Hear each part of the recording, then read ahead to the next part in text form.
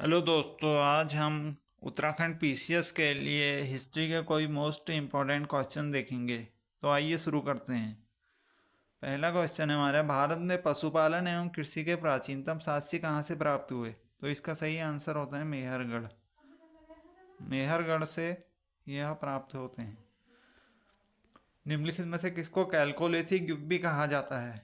तो यह ताम्र पाषाण युग। हड़प्पा में मिट्टी के बर्तनों पर सामान्यतः किस रंग का प्रयोग हुआ था?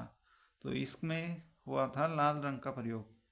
तो हड़प्पा से जो मिट्टी के बर्तन मिले थे उनमें लाल रंग का प्रयोग हुआ था। आइए अगला क्वेश्चन देखते हैं। सिंधु सभ्यता निम्नलिखित में से किस युग में पड़ती है? तो ये पड़ती है आद्य ऐतिहासिक काल में। आपने पढ़े होंगे इतिहास के काल होते हैं ऐतिहासिक, प्रागैतिहासिक, उत्तर ऐतिहासिक।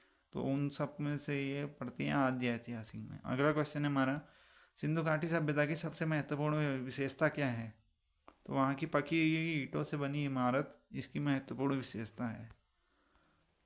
अगला क्वेश्चन है मेरा, निम्नलिखित में से कौन सा एक हड़प्पा का बंदरगाह है? तो लोथल जो है वो बंदरगाह है। अगला क्वेश्चन है, निम्नलिखित में से कौन सा हड़प्पा कालीन स्थल गुजरात में है? तो ये लोथल जो है वो गुजरात में है। निम्नलिखित में से किस हड़प्पा कालीन स्थल से टेराकोटा का हल प्राप्त हुआ है? तो बनावली से ये प्राप्त हुआ है। निम्नलिखित में से किस हड़प्पा नगर में जुते हुए खेतों के निशान मिले हैं? तो ये कालीबंगा से मिले हैं। लोथल से अभी हमने पढ़ा था बंदरगाह मिला है। मोहनजोदड़ो से विशाल स्नानागार मिला है, देख सकते हो।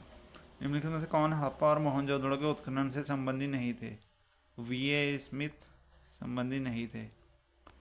बोगस कोई का महत्व इसलिए है कि वहाँ जो अभिलेख प्राप्त हुए हैं उनमें वैदिक देवी और देवताओं का वर्णन मिलता है। तो ऐसे भी क्वेश्चन पूछ सकता है कि हड़प्पा काल में देवी देवताओं का वर्णन कहाँ से मिलता है? तो इसका सही आंसर हो जाएगा बोगस कोई। अगला क्वेश्चन, प्रसिद्ध 10 राजाओं का युद्ध किस नदी के किनारे हुआ? परसूणी नदी के तट पर। ऋग्वेद का कौन सा मंडल सोम को समर्पित है? नवा। और ऋग्वेद संहिता का नवा मंडल पूर्णतः किसको संबंधित है? तो ये सोम को समर्पित है।